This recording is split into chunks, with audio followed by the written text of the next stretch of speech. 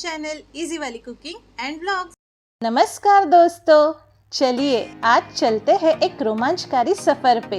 आज हम Dubai safari park को एक्सप्लोर करने वाले हैं। दुबई सफारी पार्क दुनिया का सबसे बड़ा और यूनिक सफारी पार्क है। ये पार्क लगभग 119 हेक्टेयर में फैला हुआ है और दुबई के अलवरका एरिया में ये लोकेटेड है। यहाँ पर पहुँचने के बाद हमने कार पार्क कर दी है।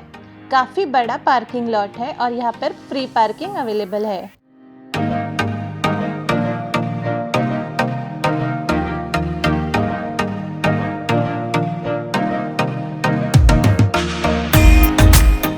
ये है दुबई सफारी पार्क का एंट्रेंस गेट, जो काफी आकर्षक है।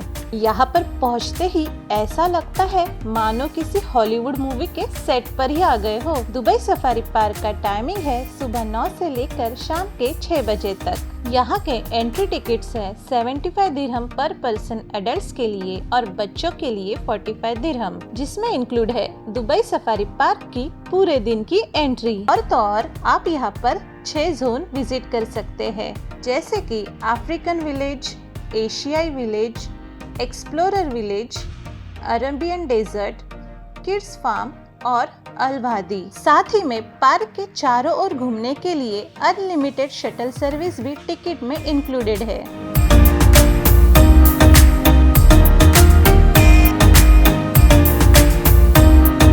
यहाँ पर 3 लाइव शोज होते हैं, जिसके टाइमिंग्स आप बोर्ड पे देख सकते हैं। ये दुबई सफारी पार्क का मैप देखकर ही आपको पता चल जाएगा कि ये कितना बड़ा पार्क है। पार्क एक्सप्लोर करने के लिए मिनी बाइक्स भी अवेलेबल है और जिसके चार्जेस अलग अलग है। तो चलिए दोस्तों, शुरू करते हैं दुबई सफारी पार्क एक्सप्लोर करना। हमारे पहले डेस्टिनेशन पर पहुंचने के लिए हमें शटल की जरूरत है और शटल पकड़ने के लिए यहाँ पर लाइन लगानी पड़ेगी। ज्यादा इंतजार नहीं करना पड़ा, झट से शटल आ गई। तो चलिए शटल में बैठते हैं और पहुँचते हैं हमारे पहले डेस्टिनेशन पर, जो है अफ्रीकन सफारी।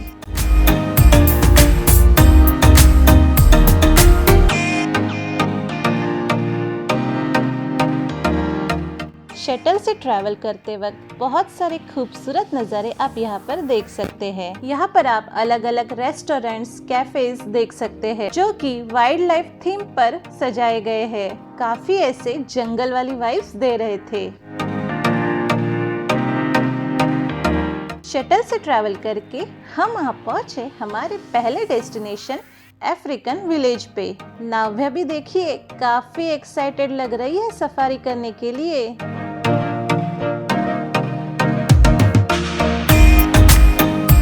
अंदर आते ही आपको मैप दिखाई देगा, जिस पर यहाँ पर स्थित अलग अलग एनिमल्स के लोकेशन बताए गए हैं। मैप की वजह से अफ्रीकन सफारी एक्सप्लोर करने में काफी मदद होती है। तो चलिए दोस्तों, हम जा रहे हैं चिंपैंजी हाउस को विजिट करने। मैंने तो आज तक रियल में कभी चिंपैंजी नहीं देखा था, इसीलिए मैं तो काफी एक्साइटेड थी इसे देखने के लिए। अंदर पहुंचते ही हमने देखा कि चारों तरफ कांच की मजबूत दीवारें बनाई गई थी।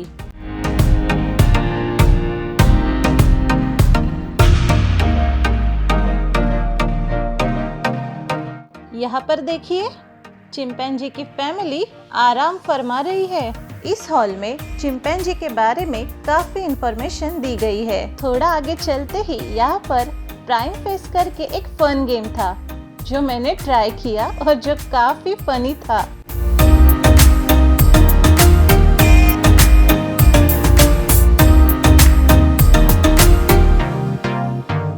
यहाँ पर आप देख सकते हैं कितनी बड़ी एंट कॉलोनी है और इसके बारे में इंफॉर्मेशन भी यहाँ पर दी गई है। चिंपैंजी हाउस विजिट करने के बाद हम आगे बढ़े और हमने और कई एनिमल्स भी देखे, जैसे कि ये हिरन, जो कि आराम से अपना फूड एंजॉय कर रहे थे। और आगे बढ़ते ही हमने देखा black and white ruffed lemur. Black and white ruffed lemur एक लुप्तप्राय प्रजाति है, जो कि मदागास्कर आइलैंड पर पाई जाती है। इन्हें पेड़ों पर रहना पसंद होता है और दिन के वक्त ये अधिक सक्रिय होते हैं।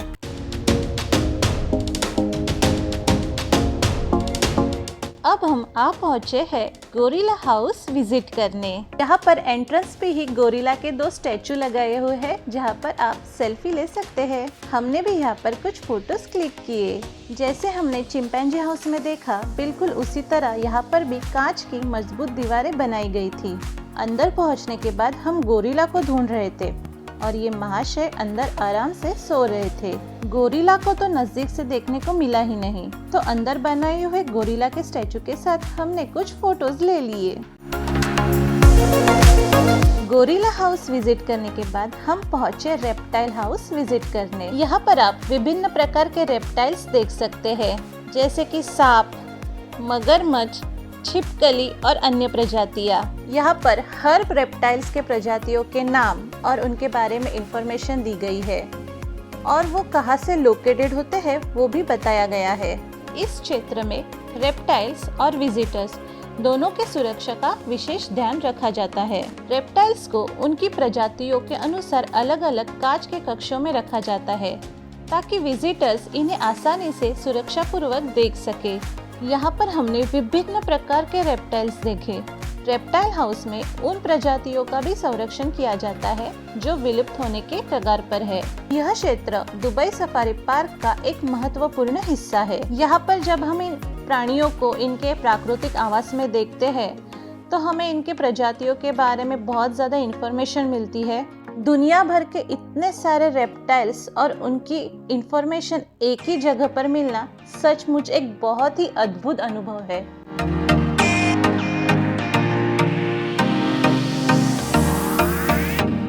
यहाँ पर जगह जगह आप शॉवर फैंस देख सकते हैं जो विजिटर्स को गर्मी में राहत पहुँचाते हैं। तो चलो दोस्तों, अब देखते हैं जंगल के राजा को, अफ्रीकन लायन। अफ्रीकन लायन मुख्य रूप से अफ्रीका के सवाना और घास के मैदानों में पाए जाते हैं। दुबई सफारी पार्क में इन्हें प्राकृतिक माहौल की नकल करने वाले खुले पिंजरे में रखा गया है। जानकारी के मुताबिक अफ्रीकन शेरों की संख्या में गिरावट आई है और इन्हें संकटग्रस्त प्रजाति के रूप में वर्गीकृत किया गया है। दुबई सफारी पार्क का उद्देश्य इन शेरों की देखभाल करना और उनकी प्राकृतिक प्रजातियों के संरक्षण में मदद करना है। तो दोस्तों, अब हम देख रहे हैं अफ्रीकन स्पर्ड टॉर्टॉइज। टॉर्टॉइज मुख्य रूप से अफ्रीका के पश्चिमी और केंद्रीय भागों के शुष्क और सेमी डेजर्ट क्षेत्रों में पाए जाते हैं। अफ्रीकी स्पर्ड टॉर्टॉइज दुनिया के सबसे बड़े टॉर्टॉइज में से एक है। इनका वजन लगभग 60 से 90 किलो तक होता है। टॉर्टॉइज को देखने के बाद हमने देखे अफ्रीकन एलिफेंट्स। अफ्रीकन हाथी सबसे बड़े जमीन पर रहने वाले जानवर है। एक वयस्क अफ्रीकन हाथी का वजन लगभग 5000 से 6000 किलोग्राम तक होता है। इनके कान लंबे और विशाल होते हैं जो इन्हें गर्मी से बचाने के लिए मदद करते हैं। यहाँ पर अफ्रीकन हाथी और इंडियन हाथियों के बारे में इंफॉर्मेशन दी गई है।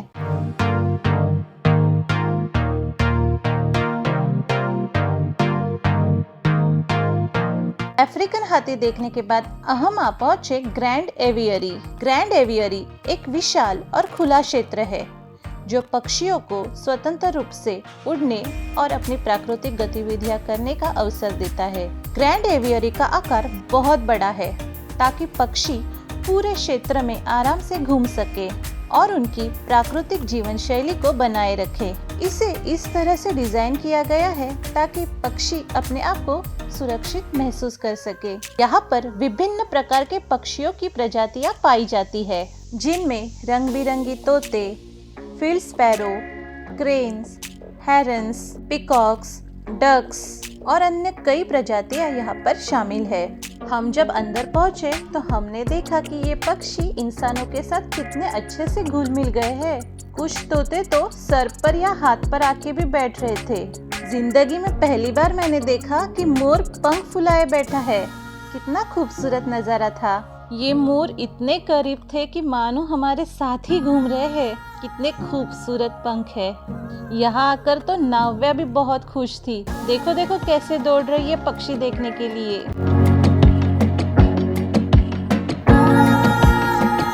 ग्रैंड एवियरी में पक्षियों के लिए विशेष रूप से उनके प्राकृतिक वातावरण जैसा माहौल तैयार किया गया है। यहाँ पर तालाब, पेड़ और वनस्पति भी है जो पक्षियों को उनके प्राकृतिक आवास जैसा अनुभव प्रदान करती है। दुबई सफारी पार्क का ग्रैंड एवियरी पक्षी प्रेमियों के लिए एक शानदार स्थान है, जहां न कि केवल पक्षियों की विविध प्रजातियां देखी जा सकती है, बल्कि उनके संरक्षण और जीवन शैली के बारे में इंफॉर्मेशन भी मिलती है।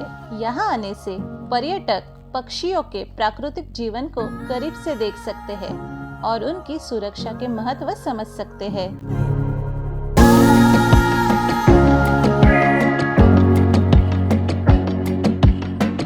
ग्रैंड एवियरी से निकलकर हम निकल पड़े अगले डेस्टिनेशन पर। जैसे कि मैंने स्टार्टिंग में बताया था कि यहाँ पर 3 लाइव शो होते हैं। हमारा पहला शो मिस हो चुका था और सेकंड शो हम मिस नहीं करना चाहते थे, इसलिए ये मिनी शटल पकड़कर हम निकल पड़े एशियन विलेज के ओर, जहाँ पर स्थित थिएटर में वो सेकंड शो होने वाला था।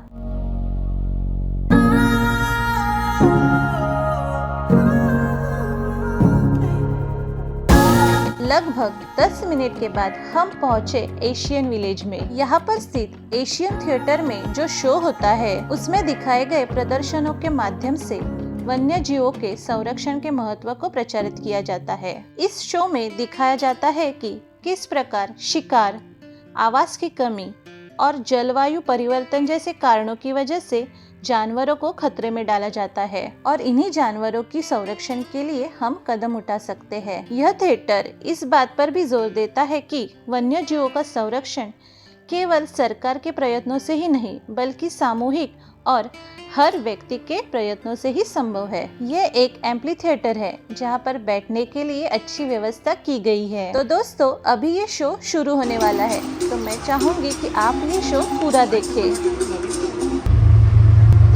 Earth, our planet, home to over 8.7 million species of plants and animals.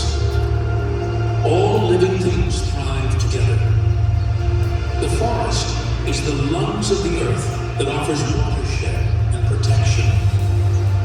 The ocean regulates our climate and generates most of the oxygen we breathe. Everything was in perfect harmony until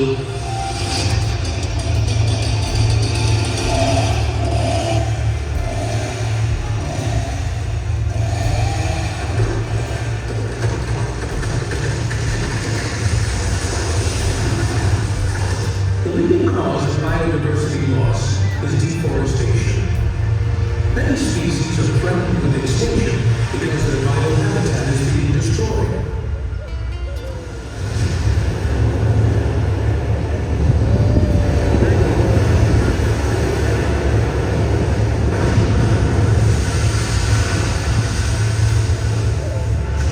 Illegal fishing is a key driver of global overfishing. It threatens marine ecosystems, puts food insecurity and regional stability at risk.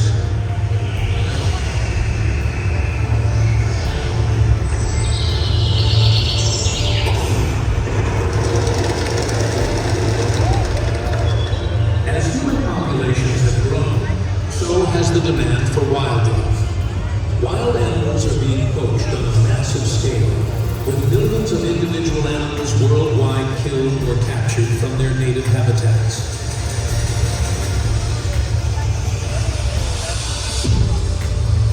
With all these devastating difficulties, the question is,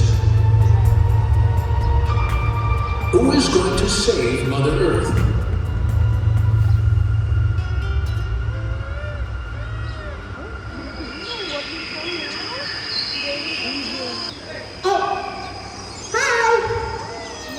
Sorry, I didn't know you should there. As you can see, I'm very busy. By the way, my name is Daisy and I am an environmentalist.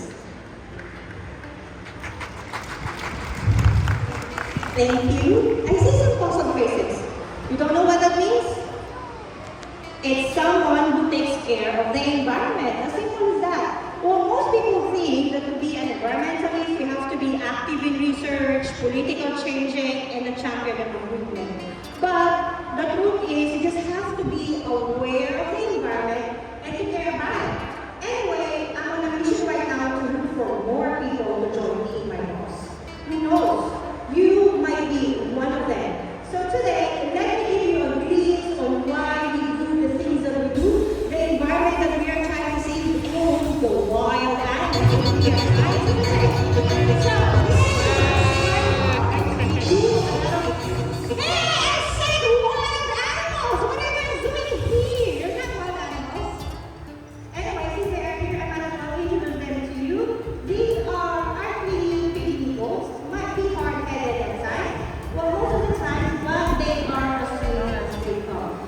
Remember, those are herd animals. They need to be kept in pairs or in groups just like this for the next couple of days. Okay, now, up you go. That's what you're supposed to do. Come on, go back to there. Leticia. No, not again. Hey, girl. You're not in that tree. Come on, come up here. I told you, they're very nice. Okay, now let's proceed. Globally, there is an increasing concern regarding wild animals kept as an exotic pets. Without cultures, they capture live animals like birds, reptiles, and parrots, so they can be sold in the black market. Wild animals are being slaughtered for their commercial value. For example, the porcupines. And look at that.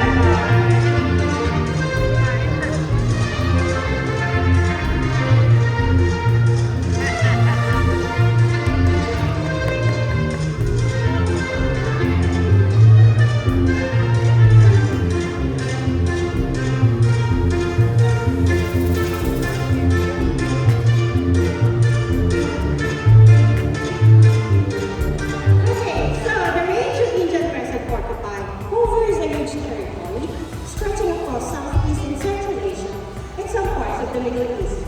But you know what? There is a lot more to discover and marvel at, which becomes small packages, just like the ancient world of water. And here's one.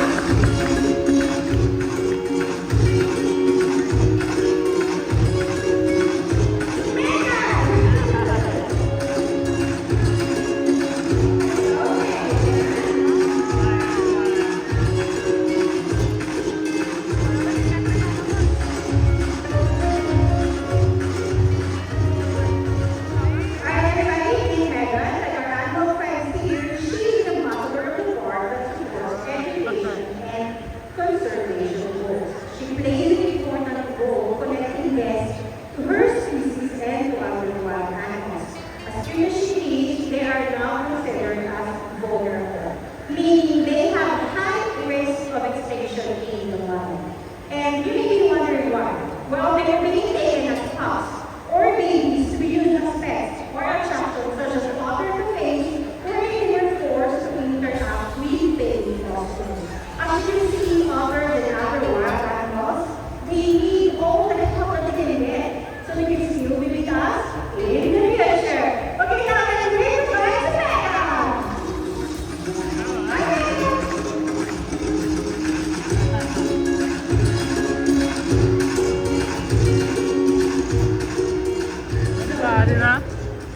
Okay, now a few years ago,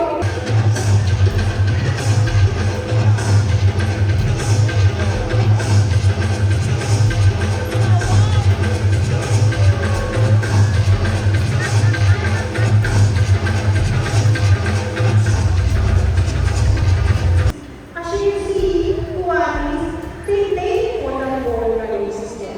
We need koalas, and apparently koalas, they need trees to survive. And there you have it once again. Have a big hand for koalas.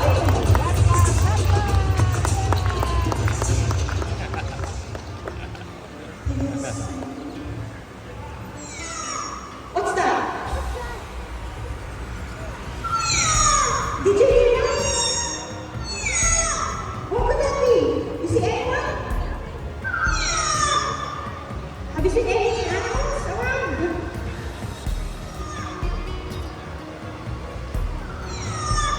Maybe someone here.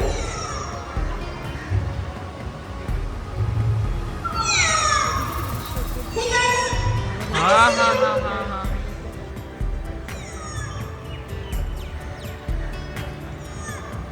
What happened? I just come here. Come here.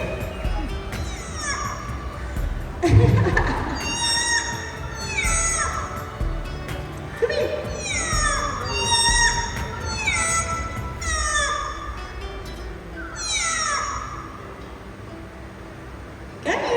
It's okay. It's not stop the Madagascar. Hey, come here, guys. Come on, it's okay. Let's go.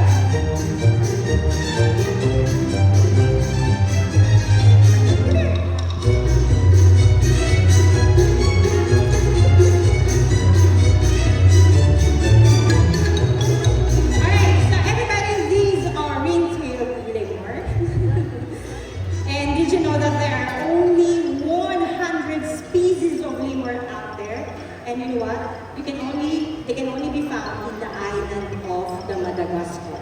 Okay, now these guys love to sunbath to warm themselves. They will just sit facing the sun, just like that, sun worshipping or the yoga posture. Now, you can see the rings around their tail. It's as unique to them as the fingerprints to us. It's different for each lemur. Hey guys, come here. I was just telling the guests, the importance of the trees. Because these animals, they love to swing from tree to tree, sit on branches, or like the trees are their home. But practices such as mining, cattle grazing, and logging have destroyed the forests of the Madagascar, threatening the trees that are both habitat and food for these animals, therefore affecting their population. And in response to this, we are very proud to say that here in Dubai Safari Park, we're able to breed them and they're ready in big troop. So if you want to see our troop of the lemurs, just go to African Village. You don't want to go up front? Okay? Alright, now let's wave goodbye to our visitors. Thank you for the visit, guys.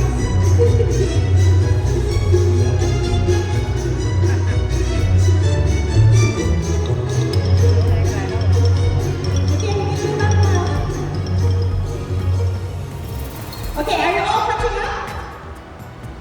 I know it's a lot, but let's take it one at a time. Now, these particular animals, one of the reasons why I was so busy a while ago. Oh, where was I? Right. We're talking about trees. Speaking of trees, deforestation is habitat for many wild animals who are driven out beyond the prime of their natural. Hey, it's you again! What's wrong with you and the words wild animals? You always come out whenever you hear it. Okay, now for everybody's information, we can actually meet and feed our goats just like that in the kids' farm. So if you want to do this, just go to the kids' farm right beside the main entrance door. Okay, now everybody, go up to the right, please. Come on.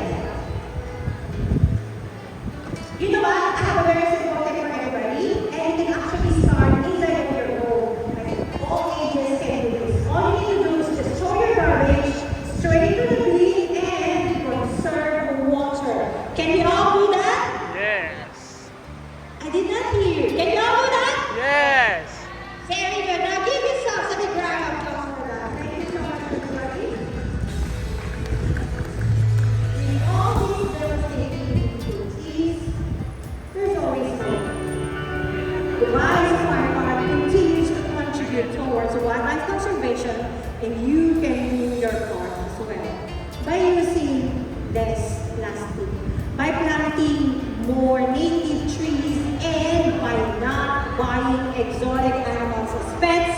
You can be of great help. And with this, you too can be an environmentalist just like us. And together, we can save Earth! तो दोस्तों already ये video काफ़ी बड़ा हो चुका है, तो इसी वीडियो का सेकेंड पार्ट जल्द ही अपलोड किया जाएगा। मिलते हैं सेकेंड पार्ट में। Bye bye.